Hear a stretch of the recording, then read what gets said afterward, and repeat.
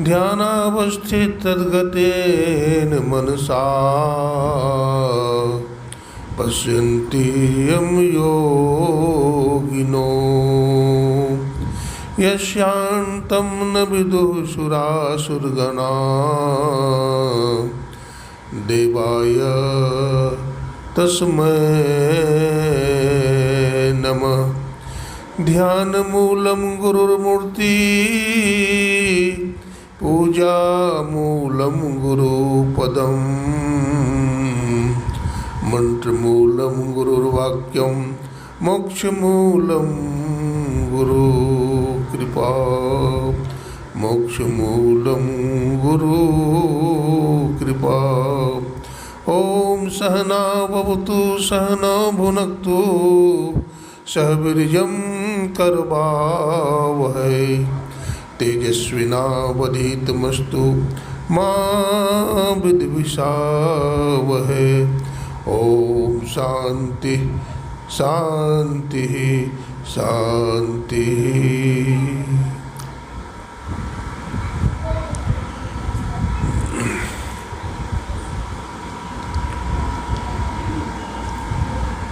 महर्षि मही विद्यापीठ के निदेशक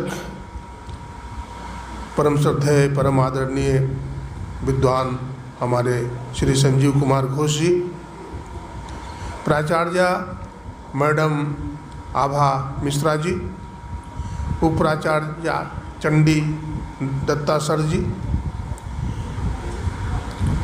हमारे प्रिय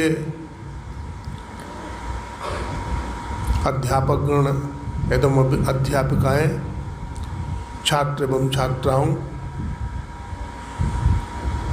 नन्हे मुन्ने बच्चों, हमारे साथ एक बार आप लोग गुरुदेव का जय घोष बोलेंगे।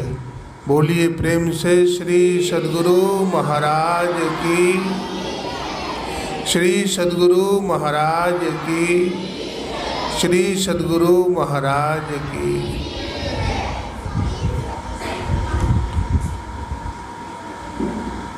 हमारा देश भारतवर्ष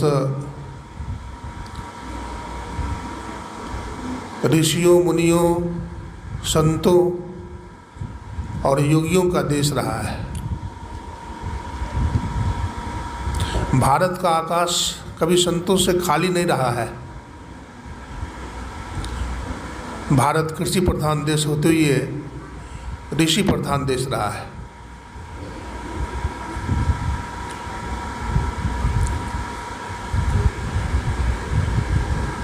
मैं आप लोगों को कुछ बात बताऊंगा कि हमारे छात्र को जीवन में कैसे रहना चाहिए, कैसे व्यवहार करना चाहिए, किस प्रकार से विद्या अर्जन करना चाहिए और विद्या अर्जन करने के बाद किस प्रकार अपने जीवन को विकसित करके आप डॉक्टर बने, इंजीनियर बने, व्यापारी बने, प्रचारक बने, संत बने, ऋषि बने।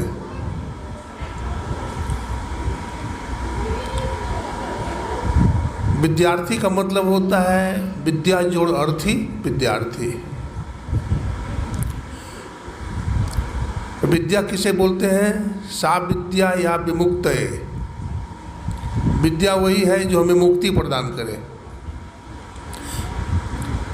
विद्या ददाति विनियम विनियात याति पात्रताम पात्रताम धनम आपनोति यथा धनम तथा सुखम।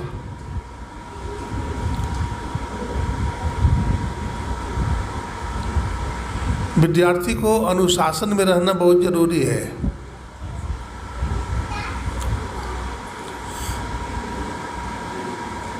अनुशासन से हीन होने से जिस प्रकार बाढ़ नगर को बहा ले जाती है, ठीक उसी प्रकार से अनुशासनहीनता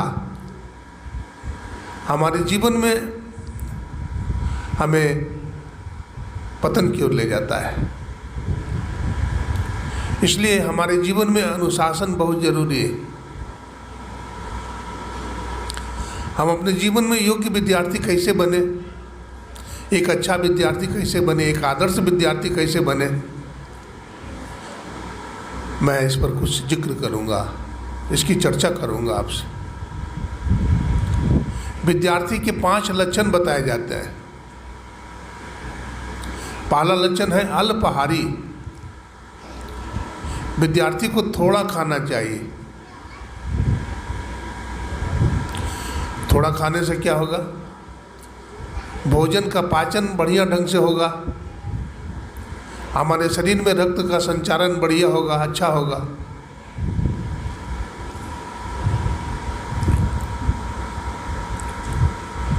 भोजन कम लें और जल ज़्यादा पिए। इससे हमारा बुद्धि का विकास होगा।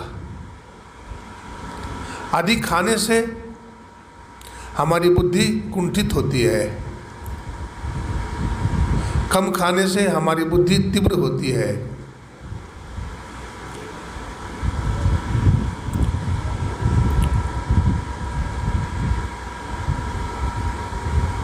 बच्चे सुबह में उठकर क्या खाएं? डोसा, समोसा? नहीं नहीं नहीं प्रिय बच्चों, यदि आप अपना स्वस्थ अच्छा रखना चाहते हो तो सुबह उठकर क्या खाओ जानते हो? खीरा, टमाटर, मूली, गाजर। हलवा पूड़ी मत खाना।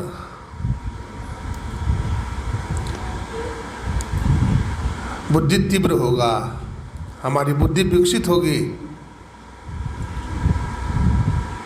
गृह त्यागी, दूसरा लक्षण है गृह त्यागी।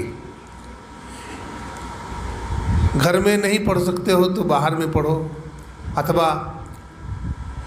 एकांत कमरे में बैठ करके पढ़ो। वैसे बहुत सारे गुरुकुल हैं। महर्षि में ही विद्यापीठ भी गुरुकुल है, बहुत सारे गुरुकुल हैं। हरिद्वार में गुरुकुल है।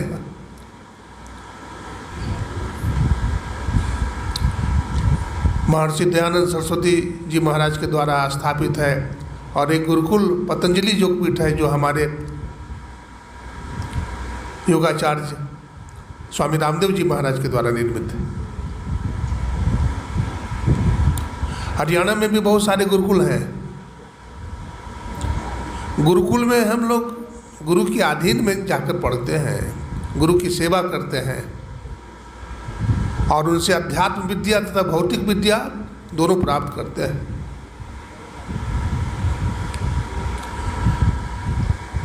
अनेक विद्यालय में केवल भौतिक विद्या पढ़ाया जाता है, लेकिन ये तो गुरुकुल है। हमारे परम श्रद्धेय, परम आदरणीय, परम विद्वान इस विद्यालय के निदेशक आदरणीय श्री संजीव कुमार जी एक ऋषि हैं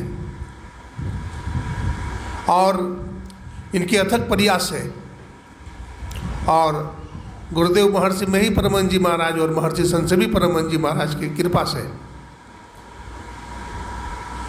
इस विद्यालय की स्थापना हुई और आज विद्यालय बहुत विकसित है, विकास की ओर है। यहाँ के अध्यापकगण और अध्यापिकाएं बड़े ही परिश्रमी और उदार हैं, जिसके कारण इस संस्था का दिन प्रतिदिन दिन दूना रात चौगुना विकास हो रहा है। तो मैं दूसरा लक्षण बता रहा था, गृह त्यागी। गुरुकुल में पढ़िए, एकांत में पढ़िए।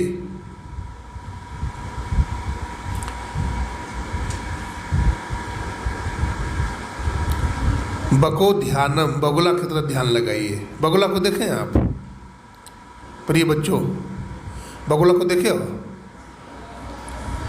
सफ़ेद रंग का होता है ना। और बगुला पानी में क्या करता है? आंख बंद करके अपना एक टांग को ऊपर उठाए रहता है। क्यों? बगुला पानी से ऊपर टांग को क्यों उठा लेता है? इसलिए कि मछली को पकड़ना है। और जैसे ही मछली आती है पास में, तो बगुला क्या करता है?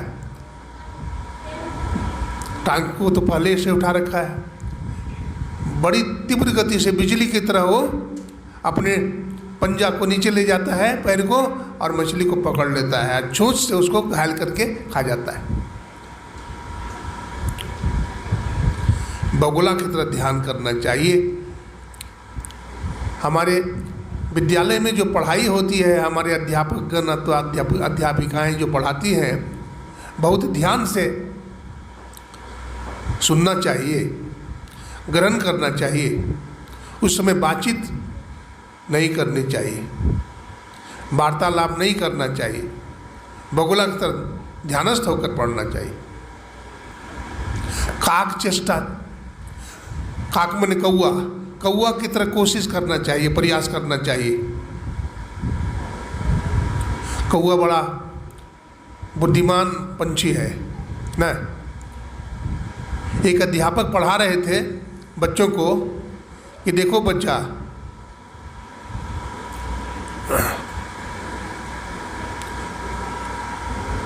कौआ को देखे हैं, काला होता है ना, कौआ काला होता है। तो एक अध्यापक पढ़ा रहे थे, देखो बच्चा, जब कौआ आवे ना तो उसके सामने झुकना नहीं तो कौआ भाग जाएगा। बोला क्यों? वो समझ लेगा कि कौआ पत्थर उठा रहा है हमको मारने के लिए, तो कौआ भाग जाएगा। तो बच्चा इतना तेज था, कुशाग्र बुद्धि का था, और बच्चा बोलता है कि पिताजी, अगर हम घर से ही पत्थर लेकर के आवे तो झुकना नहीं पड़ेगा, तो अब तो कौआ कैसे मार सकते हैं? बोला हाँ, तुम्हारी बुद्धि कौआ की तरह तेज होना चाहिए, कौआ की तरह हम प्रयास करना चाहिए, काक चेष्टा।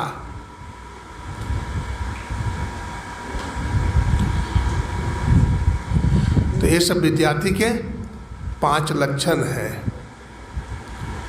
खान पान में सुधार होना चाहिए, हमारा खान पान अच्छा होना चाहिए। हमारे वेद में लिखा है अहिंसा परमो धर्म, अहिंसा परम धर्म है। मांस, मछली, अंडा आदि का सेवन नहीं करना चाहिए। आजकल तो बोलते हैं संडे हो कि मंडे, रोज खाओ अंडे, नहीं, और खाने पड़ेंगे डंडे, हो जाओगे ठंडे।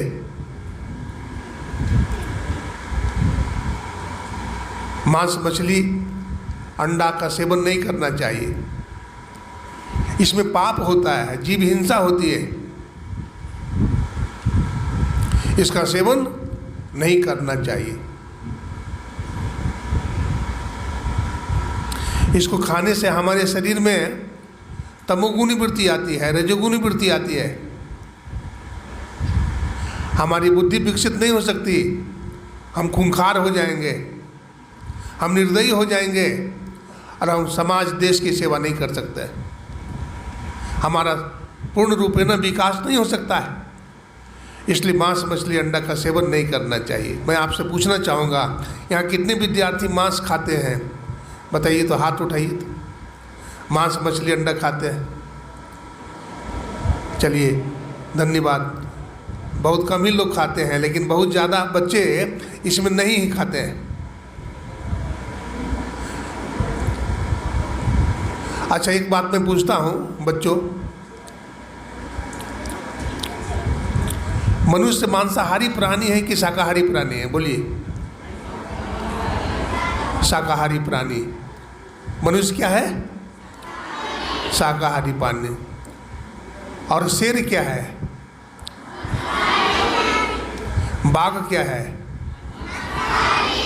मांसाहारी। अब बिल्ली क्या है? ठीक है।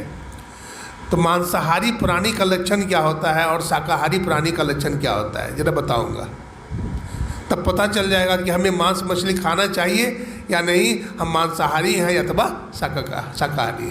ठीक है, ध्यान से सुनिएगा। जो मांसाहारी प्राणी होता है उसके शरीर पर लंबे लंबे बाल होते हैं। शेर के शरीर देखो, लंबा लंबा बाल होता है। बाघ का शरीर देखो, कुत्ता का शरीर देखो, लंबा लंबा बाल होता है, वो मांसाहारी है ना।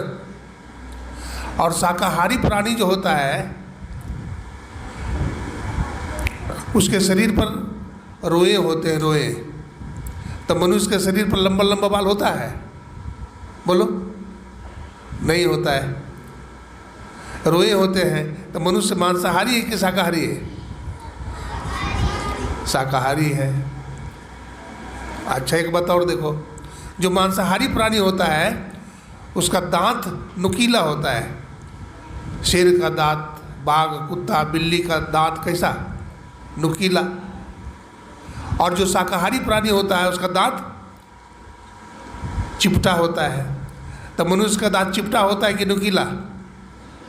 चिपटा होता है। तो मनुष्य मांसाहारी है कि शाकाहारी? बताओ। शाकाहारी। अच्छा, एक बात और है, शेर है अथवा बाघ है, उसके सामने आप सेव फेंक दो अथवा रोटी फेंक दो तो रोटी खाएगा? सेव नहीं खाएगा। और आदमी के सामने रोटी फेंको तो रोटी भी खा लेगा, फल फेंको तो फल भी खा लेगा, अब मांस का लुथड़ा फेंको तो मांस भी खा लेगा। तो जानवर अच्छा है कि मनुष्य? बोलो, जानवर अच्छा है। इसलिए भर्तृहरि ने कहा आहार निद्रा भय मैथुनंच सामान्य मेतत् पशुभिर नरानाम ज्ञानम नरानाम अधिकम विशेषो और ज्ञाने नहीं ना पशुभिर समाना। आहार मने भोजन, निद्रा मने सोना, भय मने डरना, मैथुन मने सृष्टि करना, संतान उत्पन्न करना। आहार निद्रा भय मैथुनंच सामान्य एतत्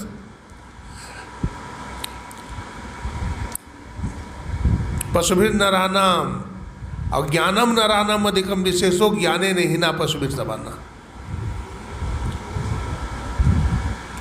मनुष्य में ज्ञान है इसलिए मनुष्य है, अगर ज्ञान नहीं है मनुष्य में तो पशु के ही समान है। अच्छा, पशु को, बैल को किसान बोलता है हाओ हाओ तो रुक जाता है, रुकता है कि नहीं? लेकिन मनुष्य रुकता है? मनुष्य नहीं रुकता है। तो मनुष्य अच्छा है कि जानवर? जानवर अच्छा है। तो हमें क्या बनना चाहिए? मनुष्य बनना चाहिए।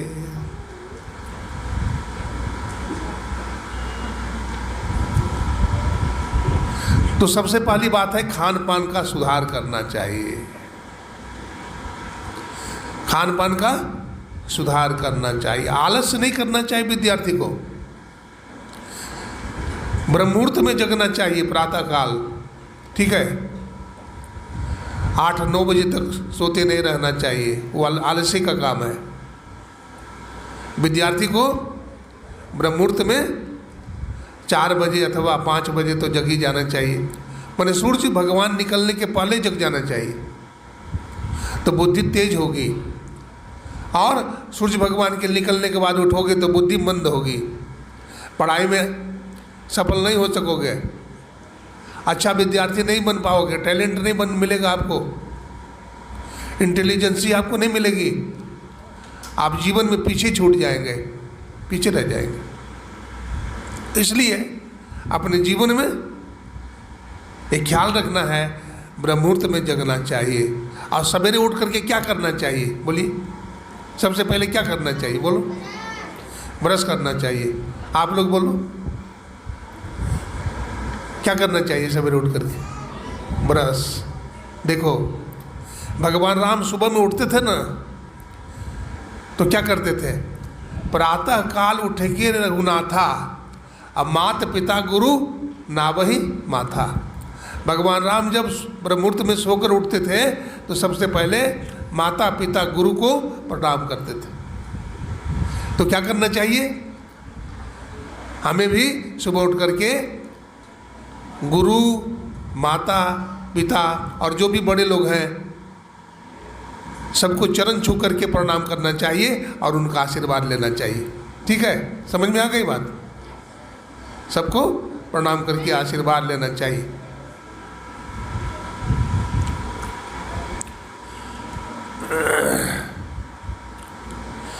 चरित्रवान बनना चाहिए, चरित्रवान बनना चाहिए। हम विद्यार्थी हैं, स्कूल में आते हैं पढ़ने के लिए, अगर किसी की कलम मिल जाए, 10 रुपये मिल जाए आपको गिरा हुआ, तो उठा करके अध्यापक महोदय को दे देना चाहिए, अध्यापिका महोदया को दे देना चाहिए ना। ये अच्छा विद्यार्थी का लक्षण है। चुराना नहीं चाहिए, चोरी नहीं करनी चाहिए, किसी का सामान नहीं चुराना चाहिए।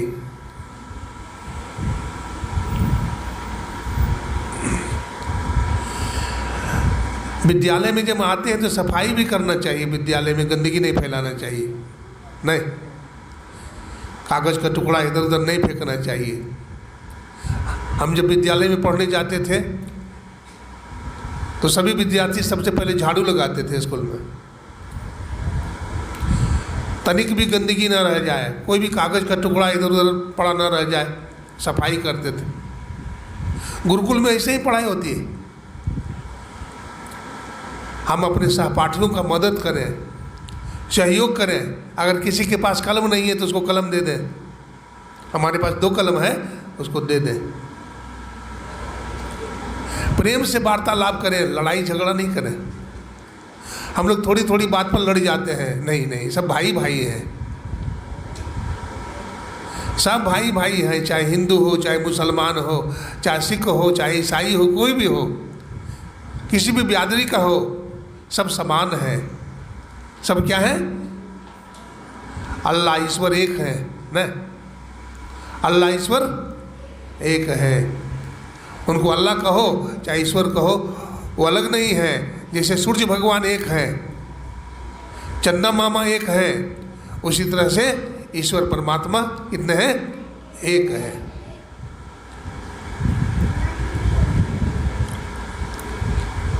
मैं चरित्र की बात सुना रहा था,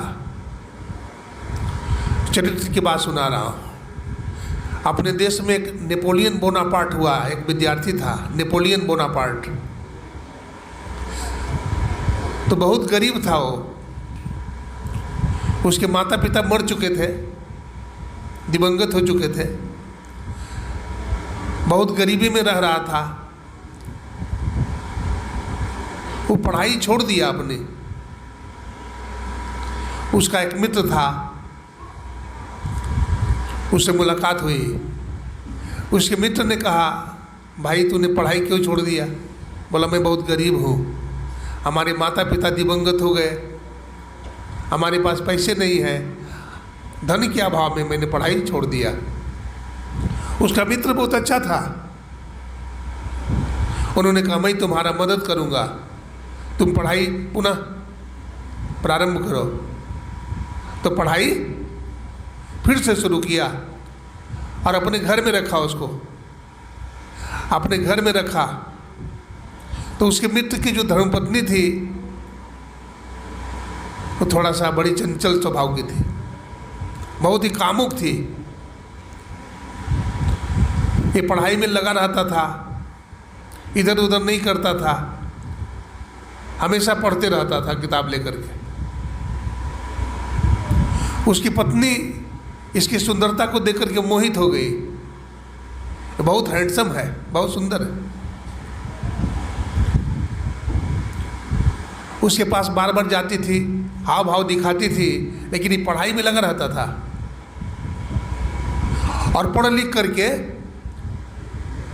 वो भारत का फौज में सबसे बड़ा सेनापति बन गया, सेनापति।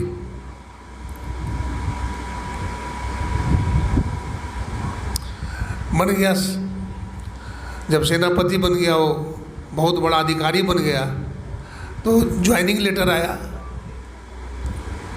वो ज्वाइन करने के पहले सोचा कि अपना मित्र को बधाई दे आऊँ, धन्यवाद दे आऊँ, क्योंकि उसकी कृपा से मैंने अपने जीवन में सफलता पाई है, इतना बड़ा अधिकारी बन पाया हूँ। वो चला अपने मित्र से मिलने के लिए, मित्र से मिला, मित्र बहुत प्रसन्न हुआ, अपना घर ले गया, अपनी धर्मपत्नी से मिलाया,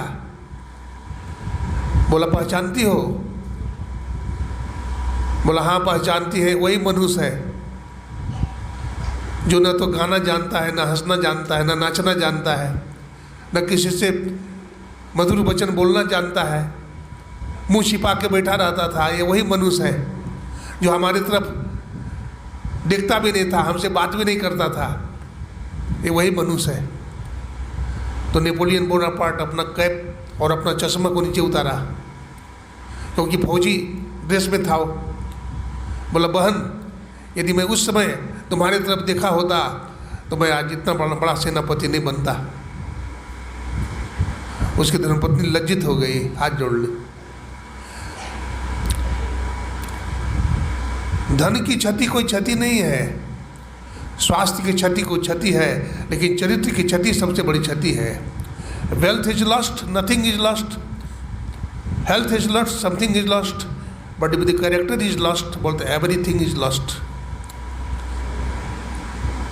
हमारा चरित्र चला गया तो हमारे पास कुछ बचता नहीं है। इसलिए विद्यार्थी को मेहनत करना चाहिए। बहुत सारे विद्यार्थी फेल हो जाते हैं, जो पढ़ाई नहीं करते वो फेल होंगे। प्रैक्टिस करना चाहिए।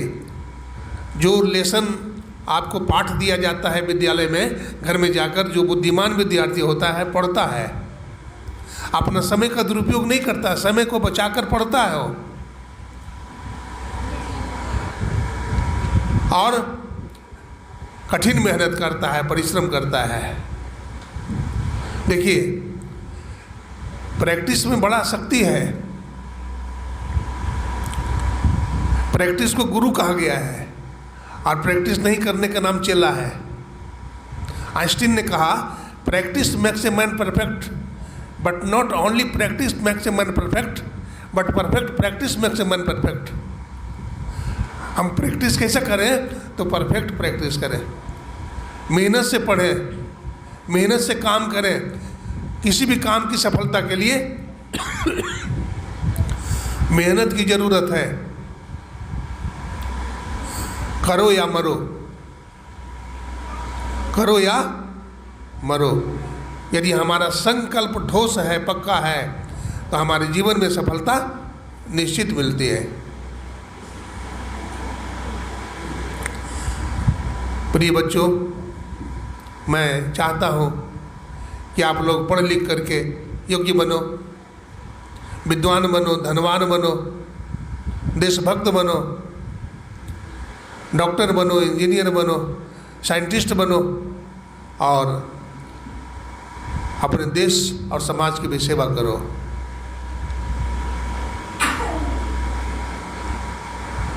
अपने जीवन में अध्यात्म को जरूर समझो। देखो हमारा देश कैसा है, भारत संतों का देश है, ऋषि मुनियों का देश है। हमारे देश में बहुत अवतार हुए हैं, नहीं, वामन अवतार, नरसिंह अवतार, मीन अवतार, कच्छप अवतार, श्री राम अवतार, श्री कृष्ण अवतार, बहुत अवतार है ना। तो भगवान राम जो आए त्रेता युग में, तो भगवान राम भी गुरुकुल में पढ़े थे, नहीं? अब भगवान श्री कृष्ण भी गुरुकुल में पढ़े थे ना। अब देखिए, जिस गुरुकुल में भगवान कृष्ण पढ़े थे, उनके गुरुजी का नाम क्या था बताओ तो? भगवान श्री कृष्ण जिस गुरुकुल में पढ़े थे, उनके गुरुजी का नाम क्या था? संदीपन मुनि। क्या नाम था? बोलो, जोर से बोलो। संदीपन मुनि, जोर से बोलो। हाँ, संदीपन मुनि बड़े अच्छे आचार्य थे, सदाचारी थे, शिष्टाचारी थे, विद्वान थे, पारंगत, पूरा वेद का ज्ञान था।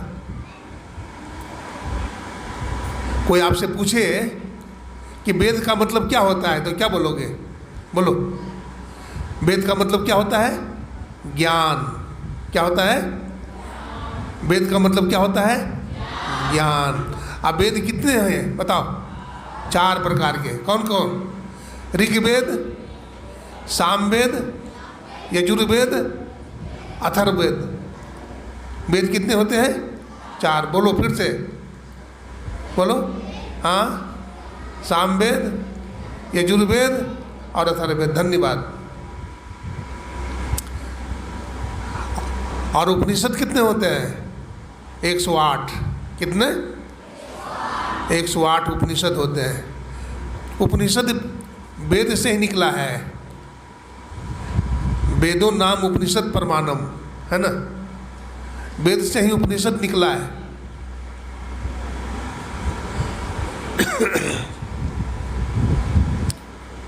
वेद से ही उपनिषद निकला है। तो भगवान कृष्ण की बात मैं सुना रहा था। भगवान श्री कृष्ण जब छोटे थे तो उनके माता पिता ने गुरुकुल में भर्ती किया। तब गुरुकुल में पढ़ने के लिए गए भगवान श्री कृष्ण, तो वहाँ बहुत सारे छात्र थे, जैसे यहाँ पर इस गुरुकुल में विद्यापीठ में बहुत सारे छात्र हो, छात्र छात्राएं हैं। तो बतलाते हैं वहाँ पर भगवान श्री कृष्ण के एक मित्र भी बने जिनका नाम था सुदामा। क्या नाम था? सुदामा। बहुत तीव्र बुद्धि के थे सुदामा, लेकिन बड़े नटखट थे। तो गुरुजी जो पाठ पढ़ाते थे ना, तो सबको सुनाना पड़ता था। अध्यापक महोदय जो पाठ पढ़ावे तो सब विद्यार्थी को टास्क को बना करके ले जाना चाहिए, होमवर्क करके जाना चाहिए। ठीक है ना? सुन रहे हो? ध्यान से सुनो, बातचीत नहीं करो। एक दिन संदीपन मुनि ने विद्यार्थियों से पूछा। क्या पूछा? बोलो, पाठ याद हुआ? तो एक विद्यार्थी ने कहा पाठ याद नहीं हुआ। दूसरा विद्यार्थी से पूछा तुमको पाठ याद हुआ? तो बोलो नहीं याद हुआ। सुदामा जी आगे में ही खड़े थे, तो सुदामा जी से पूछा गया तुमको याद हुआ? तो गुरुजी याद नहीं हुआ। तो जिसको याद नहीं होता था तो गुरुजी कहते थे जाओ लकड़ी लेकर के आओ जंगल से। उसको सजा दी जाती थी।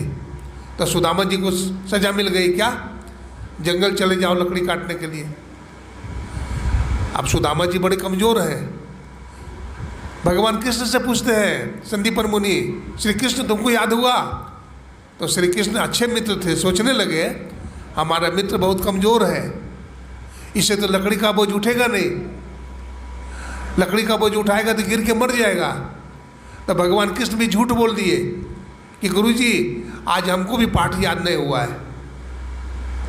बोले जाओ तुम भी लकड़ी काट के लाओ, सुदामा के साथ चले जाओ। अब कैसे मित्र थे बताइए? अब श्री कृष्ण सुदामा जा रहे हैं लकड़ी काटने के लिए, ठीक है?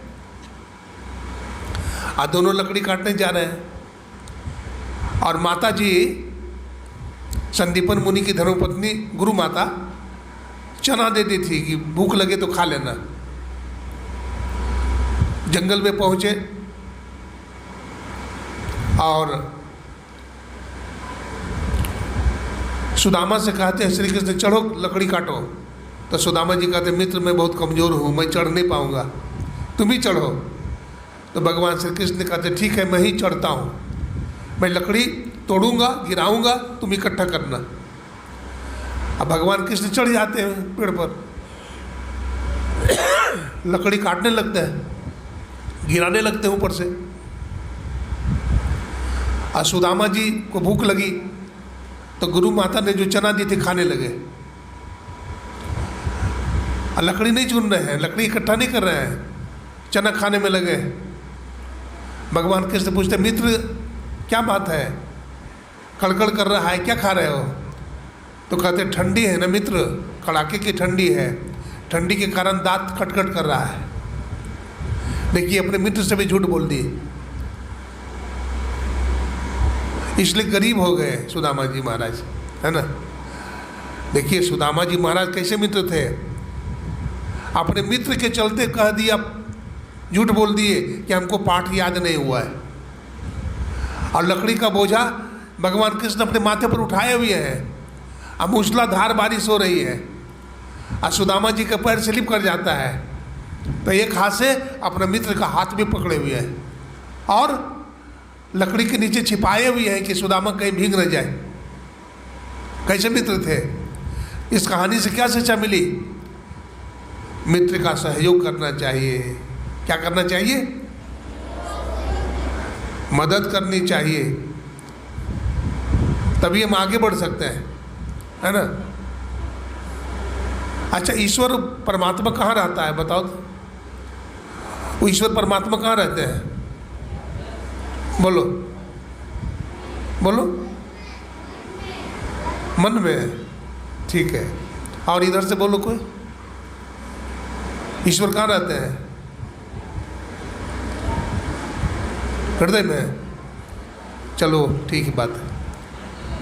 परमात्मा सब जगह रहते हैं। कहाँ रहते हैं?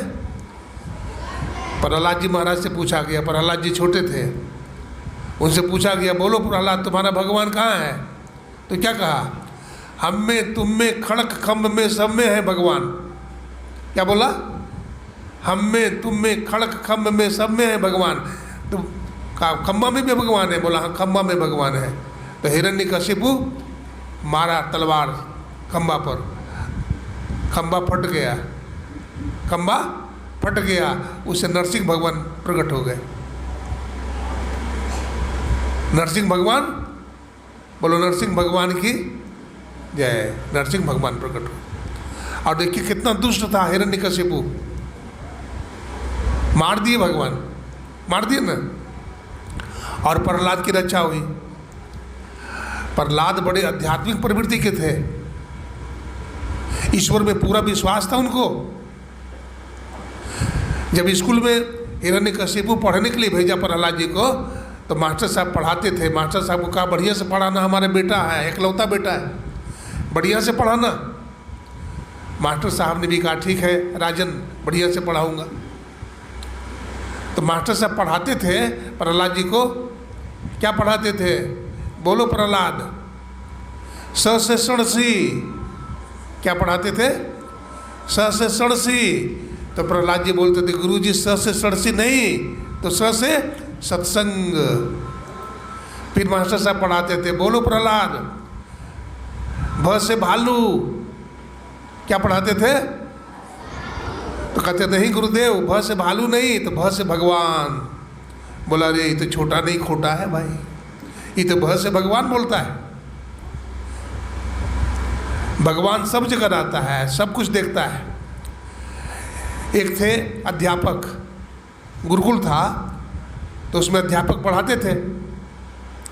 तो एक दिन अध्यापक ने सब विद्यार्थियों से कहा देखो तुम लोग अपने घर से कुछ न कुछ लेकर के आना, लेकिन कोई देखे नहीं, चुरा कर लाना। क्या बोले? सब विद्यार्थी घर से कुछ न कुछ चुरा कर के लाना, कोई देखे नहीं। तो सब विद्यार्थी कुछ न कुछ चुरा कर ले गया।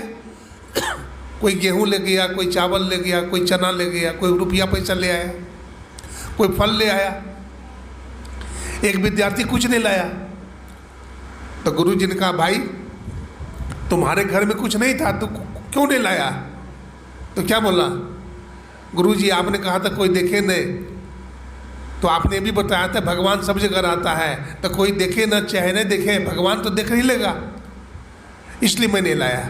बोला बेटा तू ही परीक्षा में पास हो गया, परीक्षा में तू ही पास हो गया। तो इस तरह से बच्चों ईश्वर हैं और उनको मानना चाहिए। अगर ईश्वर नहीं होते तो हम भी नहीं होते। हाँ, तो ईश्वर का नाम जपेंगे, भजन करेंगे तो उनकी शक्ति हमें आ जाएगी। अभी वेद मंत्र सुन रहे थे, वेद भगवान क्या कह रहे थे? ओम युंजानः प्रथमं मनस्तत्वाय सविता धियम अग्निर्ज्योति निचाय पृथिव्याध्यावरत। वेद भगवान ने क्या कहा? साधक को बुद्धि योग करना चाहिए, मतलब सत्संग करना चाहिए, मानस योग करना चाहिए, मानस जप करना चाहिए, मानस ध्यान करना चाहिए, ज्योति योग करना चाहिए, दृष्टि साधन करना चाहिए, ईश्वर को जानना चाहिए। ये वेद भगवान बोल रहे हैं। और अभी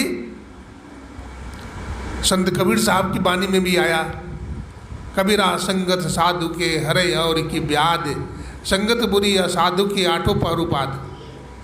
साधु की संगति करनी चाहिए। साधु कौन होता है? लाल कपड़ा जो पहनता है उसको साधु कहते हैं, जो जटा बढ़ा लिया उसको साधु कहते हैं,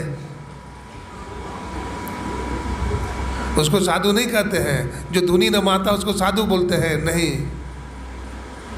जो शमशान घाट में रहता है उसको साधु बोलते हैं? नहीं। जो कान फड़वा लेता है उसको साधु बोलते हैं? तो नहीं। तो साधु किसको बोलते हैं? इंद्रियम साध्यति थी साधु, जो इंद्रियों को संयमित रखता है। एक दृष्टि कर संसर जाने जोगी कहिए सोई, जो दृष्टि की चेतन धार को मिलाता है, ध्यान भजन करता है, वो साधु। जो देश समाज की सेवा करता है वो साधु है। हमारे जितने भी यहाँ हमारे निदेशक महोदय अथवा हमारे अध्यापकगण अध्यापिकाएं सब हैं, ये सब साधु हैं। क्यों? सेवा कर रहे हैं। ये परमार्थ है। सेवा सबको करनी चाहिए। सेवा से सब सद्गुण आते हैं, सेवा से सब प्रकार का सद्गुण आ जाता है, इसलिए सबकी सेवा करनी चाहिए। हमारे देश में देखिए बड़े बड़े महापुरुष हैं। स्वामी रामतीर्थ जी महाराज, स्वामी विवेकानंद जी महाराज, महर्षि रमन, महर्षि अरविंद, बड़े बड़े महापुरुष। सर्वपल्ली राधाकृष्णन जी महाराज गए थे लंदन, अमेरिका भी गए थे। और राधाकृष्णन जी महाराज क्या थे? देश के क्या थे? संजीव बाबू क्या थे? सर्वपल्ली राधाकृष्णन क्या थे? हाँ, उपराष्ट्रपति पहले थे, फिर राष्ट्रपति बने। तो जब वहाँ गए तो वहाँ के लोगों ने बड़ा अपमानित किया, बोले गरीब देश का आदमी है, गुलाम देश का आदमी है। तो सर्वपल्ली राधाकृष्णन ने कहा, देखो अमेरिका वासियों, बहुत सारी बात कहा, तुम गरीब देश के आदमी हो, हमारा देश बहुत विकसित है, धनाढ्य है, भौतिकता की प्रचुरता है यहाँ, तुम तो गरीब देश से आए हो। तो राधाकृष्णन ने क्या कहा? देखो अमेरिका वासियों,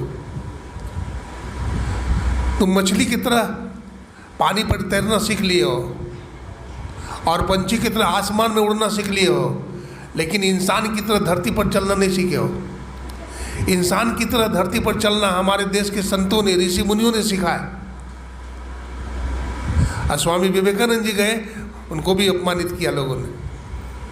हाँ, बहुत अपमानित किया, तुम गरीब देश के आदमी हो, गुलाम देश के आदमी हो। विवेकानंद जी महाराज, बड़े बड़े विद्वान लोग का प्रवचन हुआ। हाँ, स्वामी विवेकानंद जी का जो वेद था सबसे नीचे रखा हुआ था, वहाँ के लोगों ने सबसे नीचे रखा था वेद को, और सबसे ऊपर में बाइबिल को रखा था। स्वामी विवेकानंद जी ने क्या किया, क्या कहा? आज सदग्रंथों की सजावट बहुत अच्छे ढंग से की गई है। वेद सबका मौर मुकुट है, वेद सबका आधार है, इसलिए वेद को सबसे नीचे रखा गया है। उन्होंने वेद को खींच लिया तो सब ग्रंथ धराशायी हो गए। फिर दूसरा दिन सजाया, वेद को सबसे ऊपर रखा। विवेकानंद जी ने कहा आज भी सजावट बहुत अच्छे ढंग से की गई है, वेद सबका मोर मुकुट है, इसलिए सबसे ऊपर रखा गया है। ऐसे थे स्वामी विवेकानंद जी महाराज। उन्होंने चरित्र की शिक्षा दिया लोगों को, कर्मठ बनो, योग्य बनो, अपने लिए मत जियो, अपने लिए तो कुत्ता भी जी लेता है। उनके गुरुदेव का नाम था स्वामी रामकृष्ण परमहंस। क्या नाम था? स्वामी रामकृष्ण परमहंस जी महाराज। माँ काली के पुजारी थे। हाँ, माँ काली के पुजारी थे और इन्होंने सेवा किया। नरेंद्र ने गुरु जी की बड़ी सेवा किया, उनका आशीर्वाद प्राप्त किया। और फिर गुरु जी का शरीर छूट गया, स्वामी विवेकानंद जी अमेरिका गए गुरु की कृपा से। और वहाँ के लोगों को क्या उपदेश दिया उन्होंने? उन्होंने जो प्रवचन दिया इंग्लिश में दिया था, है ना। उन्होंने कहा work unto death, when I have gone my spirit will work with you, the wealth fame and enjoyments are only for a few days. These are mortal. So be careful and stand up and find out the divinity, self-realization and deep consciousness.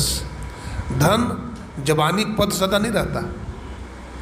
आज आपके पास बहुत धन है तो सब दिन नहीं रहेगा, धन का नाश हो जाएगा। जवानी भी सब दिन नहीं रहेगी। भगवान बुद्ध ने आम्रपाली से कहा था, आम्रपाली संसार का कोई वस्तु स्थिर रहने वाला नहीं है, इसलिए सुंदरता का अभिमान मत कर। हे धनवानो, धन का अभिमान मत कर। हे प्रतिष्ठावानो, पद का अभिमान मत कर। किसी चीज का अभिमान मत कर। जो कुछ भी है वो कुदरत परमात्मा का दिया हुआ है। तो विवेकानंद जी ने कहा when I have gone my spirit will work with you. मेरे मित्रों, मैं तो शरीर छोड़कर चला जाऊंगा, लेकिन हमारी आत्मा तुम्हारे साथ कंधे से कंधे मिलाकर काम करेंगे। मैं लाया हूँ तूफान से किश्ती निकाल के, इस देश को रखना मेरे बच्चों संभाल के। हाँ, आत्मा मरती नहीं है। आत्मा क्या है? अजर अमर है। आत्मा क्या है? बोलो, आत्मा क्या है? अजर अमर है। परमात्मा सब जगह रहता है, आत्मा अजर अमर है। हाँ, भगवान ने कहा इसको पानी नहीं गलाता, अग्नि नहीं जलाती, ये शाश्वत है और अमर है। मरता क्या है बच्चों? क्या मरता है? शरीर मरता है। बोलो, क्या मरता है? शरीर। आत्मा नहीं मरती, आत्मा अमर है। तो कहने का बहुत बात है। हम तो सबसे पहला धन्यवाद हमें आदरणीय परम विद्वान हमारे योगी ऋषि मुनि क्या कहें, हमारे संजीव घोष जी, इनको कहता हूँ, हमारे महर्षि संतसेवी जी महाराज इनका पीठ ठोकर के आशीर्वाद देते थे। ये बड़े विद्वान हैं और बड़े योगी भी पुरुष हैं, बड़े सदाचारी हैं, शिष्टाचारी हैं, और इन्होंने बहुत मेहनत किया और आप लोग भी इनका साथ दे रहे हैं। हमारे